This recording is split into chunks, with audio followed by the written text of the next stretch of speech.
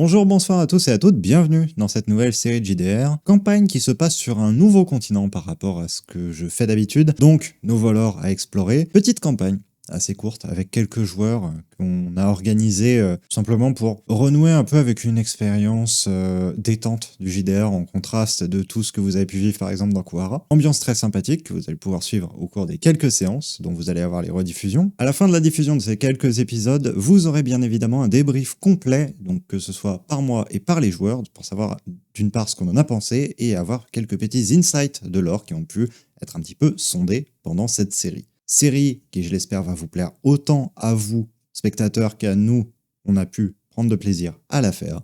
Je vous souhaite un excellent visionnage. Quand même un endroit étrange dans lequel vous vous trouvez, au final.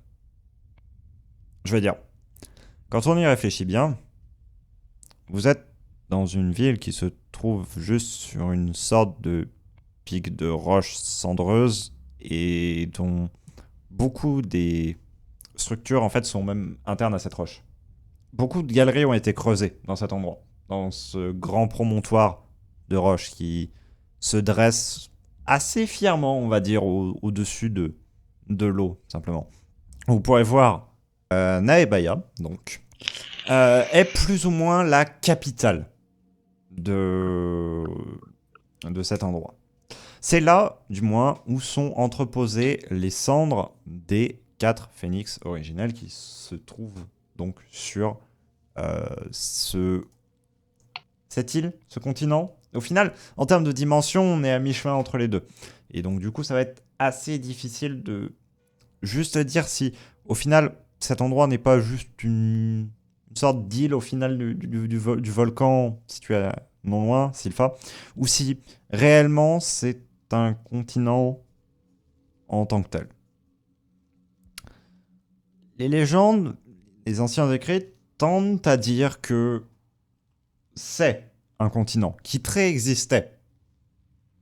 Mais cela reste un peu difficile de l'avancer, étant donné que, eh bien, le peuple qui vit sur cet endroit, le seul peuple d'ailleurs qui vit, du moins le seul peuple conscient, se trouve à n'avoir habité sur cet endroit que tardivement, bien après les événements de l'éruption de Silpha. Et si des archives du côté d'Oblafaya auraient pu peut-être aider à comprendre tout ce qui est arrivé à cette terre, les seules choses qui en ont réellement la mémoire sont à l'état de cendre, dans des volutes d'énergie en provenance des tréfonds de cette terre. Car en effet, l'endroit est à la fois victime et source d'une forme assez particulière d'énergie. Une énergie qui s'est retrouvée capturée à l'intérieur d'un des cerveaux déconnectés d'Oblitera. Celui-ci a formé une sorte de protubérance juste en dessous de la surface, et c'est ce qui donne d'ailleurs globalement la forme externe du continent. C'est simplement une sorte de poussée d'un cerveau en cet endroit qui, au final, aurait fait émerger la Terre. Quand exactement, on ne sait pas trop. Tout tendrait à croire que ce serait effectivement antérieurement aux histoires liées au volcan. Et d'ailleurs, c'est une thèse qui est soutenue par pas mal de scientifiques de l'endroit. Mais les croyances ont la vie dure. Et il y a également une autre partie de la population qui, elle, pense au contraire que c'est une tentative d'Oblitera de, somme toute, récupérer une part de ce qui lui appartenait autrefois et qu'il a perdu via cette, somme toute, grande éruption qui a formé Silpha. Que l'une des deux thèses soit vraie au final n'a que très peu d'importance. En effet, cette partie de cerveau est déconnectée du reste, totalement déconnectée. Et est donc juste un immense réservoir d'énergie latent qui se trouve là, et dont les protecteurs drainent la puissance depuis des centaines et des centaines de cycles. Cela fait quelques générations de protecteurs qui existent depuis, et toutes ont eu exactement la même utilisation de cette énergie. Une part est dédiée simplement à faire maintenir en quelque sorte la flore dans l'état tel qu'elle est pour simplement subvenir aux besoins de la population en entier. Et une autre part, elle, est dédiée à l'alimentation des 4 phénix originels pour essayer de les ramener à la vie. Un processus long, complexe, et dont bien vous, avec votre attribution plus précise de gardien, donc parmi les protecteurs, vous maîtrisez un peu plus les ficelles que d'autres. On aura l'occasion largement de revenir là-dessus. Pour le moment, ce qu'il est bon de savoir, somme toute, c'est que, eh bien, toute cette énergie est présente en une certaine quantité, et justement cette quantité est limitée. Ce qui explique que, eh bien, des jardins florissants ou ce genre de choses, bien, il n'y en a que peu. Et que l'on cherche à avoir une population aux effectifs aussi contrôlés. Car en effet, l'énergie n'est pas infinie.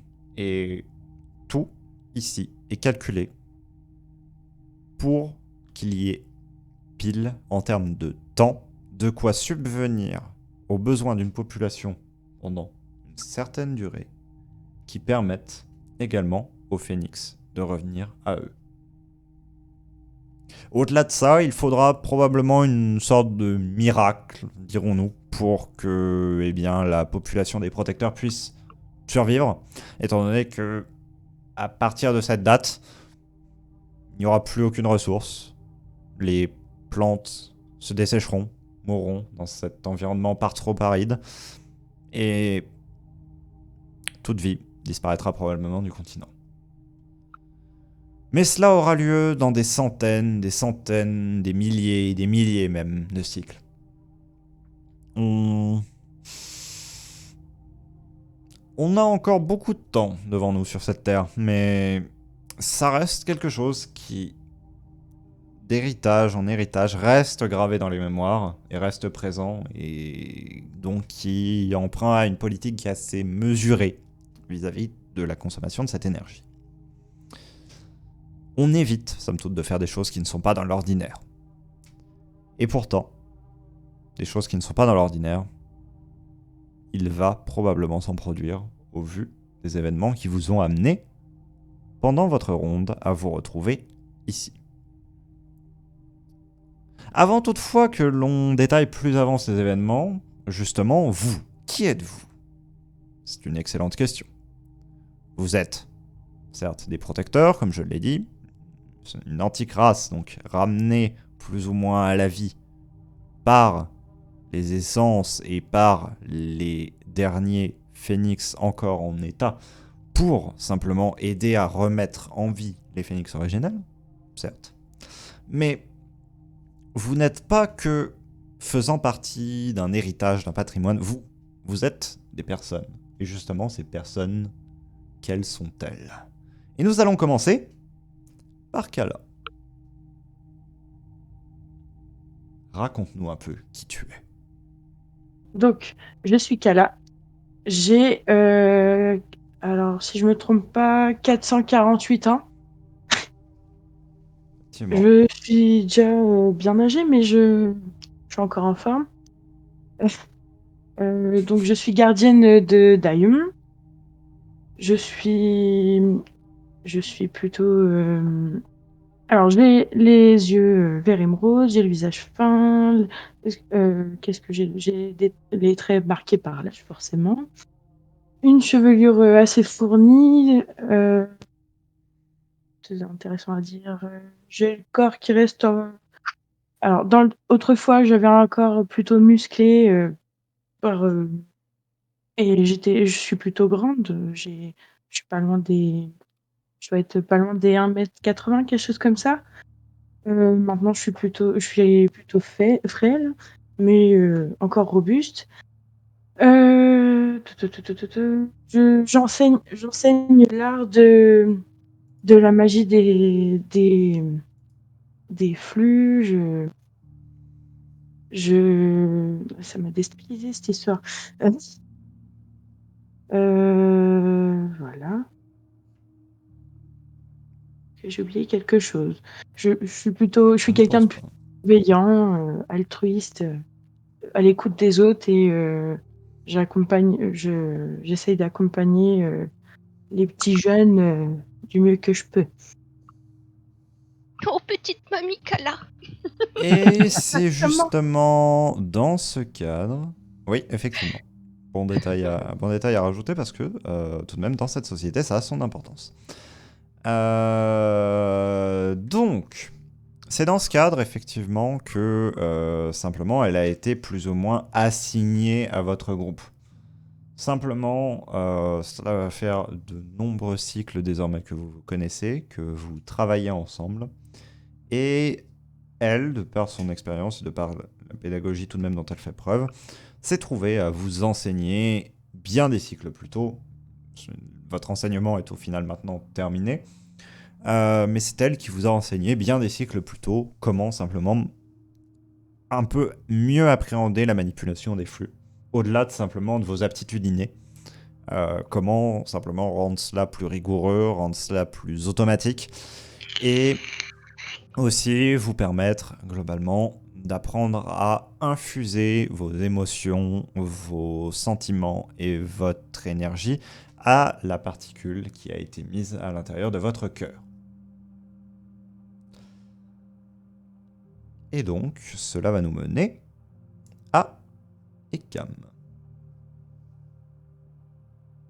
Alors, du coup, Ekam. Eh bien, il s'agit donc d'un individu qui est plutôt grand, même pour un protecteur, et même plutôt mince. Donc, il n'est pas forcément squelettique, mais disons que il n'affiche pas non plus une musculature très développée. Ce qui est, ma foi, plutôt étrange, puisqu'il est justement protecteur de Daillon, lui aussi. Petite note HRP, à ce qui paraît, j'avais demandé si on avait déjà d'autres Daillons, hein, Siegfried. Oui, mais j'ai fait exprès de pas répondre. Autre Voilà. note HRP. Tu fais eu. Donc, c'est un protecteur qui a la peau bleu sombre qui est tachetée d'auréole vert chlorophylle. Il, euh, il a une attitude qui est plutôt...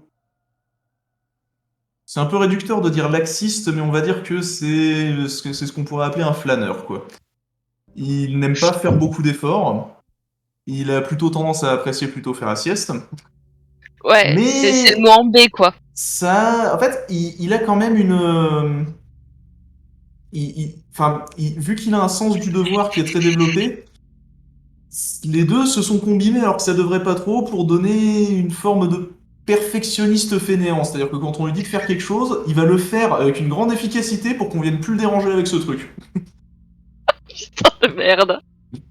C'en est au point où, typiquement, il a tendance à être plutôt froid dans ses interactions générales et un peu méprisant, mais juste pour couper le cours le plus rapidement possible aux interactions sociales, histoire qu'il puisse retourner à faire ses trucs et puis qu'on le laisse en paix ensuite pour le reste de la journée. Et donc, c'est Ekam. Et typiquement, c'est quelqu'un qui est plutôt direct dans son approche à résoudre les problèmes. Il a souvent tendance à prendre le problème le plus simple et le plus rapide, enfin la solution la plus simple et la plus rapide à exécuter. Et en règle générale, voilà, enfin, ça fait pas très longtemps qu'il est gardien et bon, au niveau satisfaction du métier, il se plaint souvent qu'il aurait préféré être fermier, quoi. Et Un effectivement. bon élève en somme. Ouais, carrément. Je sens qu'on va bien s'amuser, tiens. Putain. Un élément, somme toute, au final, qui aura son mot à dire avant la fin. Et ce n'est d'ailleurs pas le seul. Amara. Alors, donc, Amara est un protecteur de Varia. Tout juste année de 25 cycles. Voilà. Donc, elle est un peu plus grande que la norme. relativement fine et élancée. Elle a une démarche assez douce et relativement gracieuse.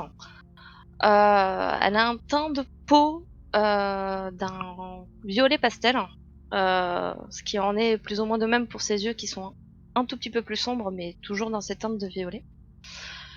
Donc, faut savoir que Amara est très peu bavarde, assez réservée, mais relativement douce. Par contre, ça peut être une arme assez importante dans le sens où dès qu'elle va sentir le danger, elle peut relativement devenir agressive. Elle est rapide tout en restant maître d'elle-même. Donc c'est un peu le jour et la nuit suivant les situations dans lesquelles elle va se retrouver. Faut savoir elle est douée pour la maîtrise des différents types d'armes, mais elle a des armes de prédilection qui vont être les dagues pour le combat rapproché et l'arc pour tout ce qui va être combat à distance. Ce qui fait d'ailleurs un peu sa renommée. C'est une archère c'est une très très bonne archère et peu de gens réussissent à rivaliser contre elle. Donc c'est quelqu'un qui fait preuve d'une relativement grande agilité et qui va pas causer énormément de problèmes en soi. Surtout qu'à la base, même parmi les protecteurs, il est enfin même parmi les gardiens, plus précisément, il n'est pas si courant d'avoir un bon sens du maniement des armes. La plupart, en effet, sont au final plus des sages que réellement des combattants. Et ce qui fait que, en plus de cela, ça apporte un peu plus de renommée à ceux qui poussent un peu plus leur technique dans ce genre de domaine. Ah, et elle marche toujours pieds nus. Voilà.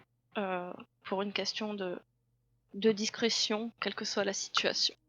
Et enfin, notre dernier protagoniste, les Morio.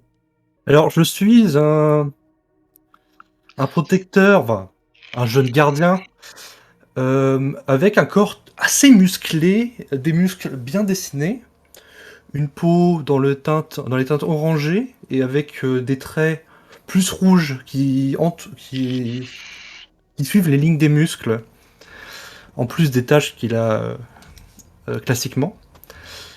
Et j'ai passé mon temps à m'entraîner jeune, donc j'ai un bon maniement des lames en général, mais plus épée à main unique et aussi de combat à main nue.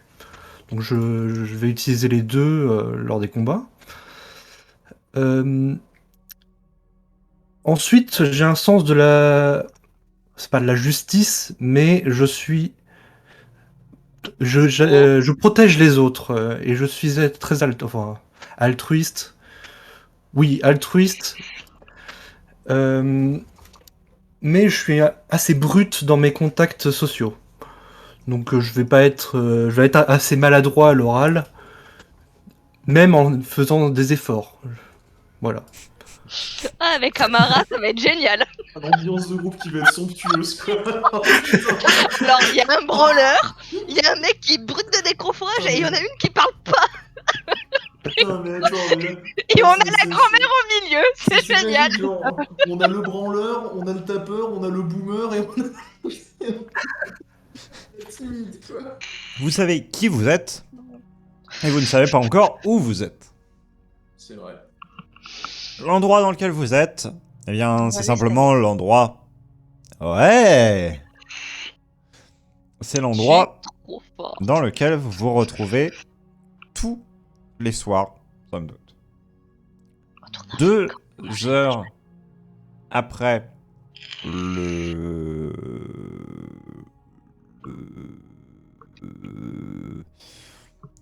La ronde Le coucher du soleil. Non, il n'y a pas de soleil. Oui, d'ailleurs, ils utilisent des heures, pas des déciles. Oui, ils utilisent des déciles en plus, mais... Mais enfin non, ils utilisent Enfin, ils utiliseraient même pas des... Oui, non, ça fait partie, tu vois, des trucs qui n'ont pas été fixés, ça se voit. Non, c'est pour ça que ça Euh, m'avait interloqué le fait que tu utilises le Oui. terme heure en fait. Oui, C'est non, pour ça mais que je me disais, déjà, ça c'était un devait- bug dans mon cerveau. Et au-delà de ça, ils utilisent même pas les déciles, étant donné que les déciles sont des découpages de journée Hmm. et sont basés sur la durée à laquelle l'on voit le soleil pendant la période médiane. Hmm. Donc, ça marche pas trop comme ça. Ça Non. va marcher autrement, d'accord? Oui. Mais on sait pas comment. Bah, Pour le tu moment, pourrais, tout ce que tu je pourrais vais... faire avoir inventé un mécanisme, genre un grand sablier, quelque Ouais, chose comme ça. ça complètement, hein, à l'image de justement ce qu'il y a sur Azuria. Mais ce que je vais juste dire pour le moment, c'est que je vais continuer à utiliser la notion de décile pour qu'on se fixe simplement les durées qui se passent, mais je vais pas donner de point de référence de base, étant donné qu'il n'y a pas de 2 déciles après le lever du soleil. Non, ce sera par exemple 2 déciles après que vous ayez commencé votre ronde. Et ce qui est le cas justement là. Donc, je disais une ronde du coup. Ok, je recommence. Donc, 2 déciles après le début de votre service. Alors, votre service, somme toute, à quoi est-ce qu'il se résume? Il se résume globalement à vous trouver dans cette pièce-ci, qui n'est autre que l'endroit où l'on trouve l'un des phénix. Et en l'occurrence, ici, ce sont les cendres de Léline que l'on trouve. Vous trouvez donc devant celui-ci et vous assurez que simplement le flux se déverse bien à travers la colonne qui se forme ici. Ce que vous voyez ici, c'est simplement un mur qui va donc jusqu'au plafond rocheux et qui est couvert de bas-reliefs. Ces bas-reliefs ne sont autres que tous les accomplissements du phénix au cours de sa vie passée. Et on a donc ici les cendres qui sont simplement en une sorte de gravitation à l'intérieur d'un flux qui provient donc des profondeurs de cette terre et qui s'en va vers la surface après avoir entre guillemets été infusé, mais surtout avoir été en partie drainé des, somme toute, l'énergie importante pour la renaissance du phénix. Et s'en va vers la surface où, eh bien, là, il va servir, par exemple, à tout simplement développer les plantes.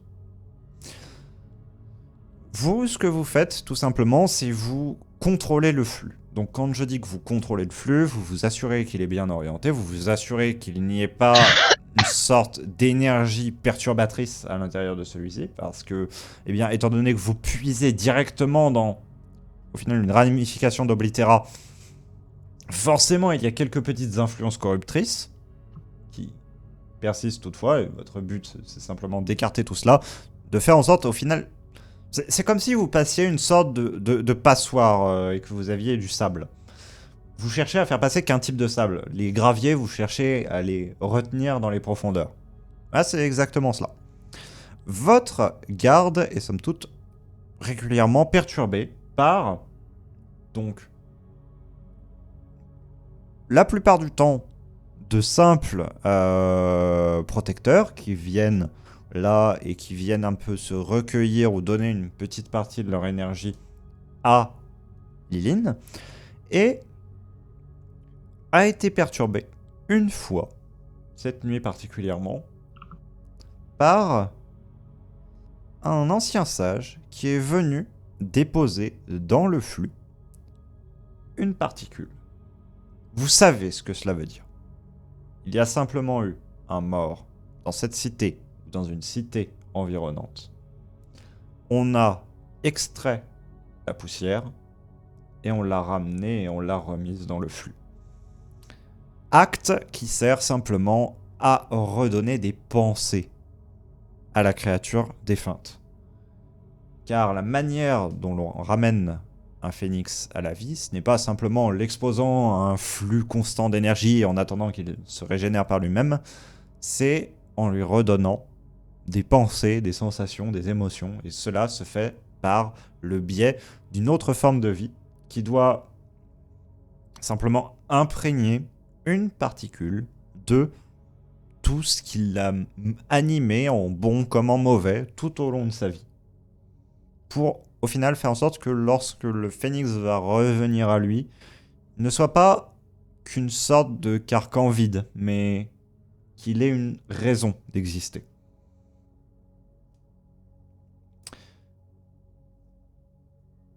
Vous vous êtes légèrement recueilli devant simplement cela, étant donné que tout de même les teints de vos congénères, puis quand bien même vous ne l'ayez pas connu, étant donné que vous êtes une petite communauté, ça vous peine un léger instant. Mais autrement, rien n'a perturbé au cours de toutes ces 2 déciles votre veillée. Une veillée traditionnelle dure à peine plus de 2 déciles, donc vraiment là vous savez que c'est les derniers moments où vous avez à surveiller le flux. Ensuite, une relève va venir et vous allez pouvoir aller rentrer chez vous et dormir. Ce qui va être le bienvenu étant donné que vous êtes levé depuis un bon bout de temps. Surtout, eh bien, une personne en particulier, Kala, qui aura fait des rêves assez perturbés la nuit précédente. Ça t'aura un peu empêché de dormir et ça t'aura... justement, en plus, étant donné que en ce moment tu as besoin de beaucoup de repos, ça t'aura vraiment fait du mal. Pour le coup, de quasiment au final louper ta nuit à cause de cela. Donc vraiment, en plus du groupe, tu es celle qui a le plus besoin de sommeil. Ok. Vous attendez. Vous attendez cette relève, cette garde. Sauf que le temps passe encore, et encore, et encore. Et rien ne vient. Aucun bruit dans les escaliers. Aucun murmure dans les couloirs. Rien. Un silence implacable qui emplit tout. Cet épisode est à présent terminé. N'hésitez pas à vous abonner si vous ne voulez pas louper les suivants ou le débrief qui va prochainement arriver. Ne vous en faites pas. J'espère que vous avez passé un très bon moment et je vous dis à bientôt pour une prochaine vidéo. Salut, salut!